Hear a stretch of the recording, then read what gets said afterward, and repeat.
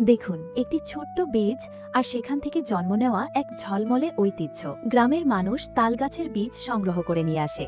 এরপর এই বীজগুলো পানিতে সিদ্ধ করা হয়, যাতে ভেতরে লুকিয়ে থাকা তেল ধীরে ধীরে বেরিয়ে আসে। সিদ্ধ হওয়ার পর বীজগুলো চালনিতে ঘষে খুব সূক্ষ্ম গুঁড়ো করা হয়। এই গুঁড়ো আবার পানিতে দিয়ে হালকা আঁচে রান্না করা হয়, যতক্ষণ না এর নির্যাস ভালোভাবে বেরিয়ে আসে। এরপর এই মিশ্রণটি কাপড় দিয়ে ছেলে ঠান্ডা হতে দেওয়া হয়।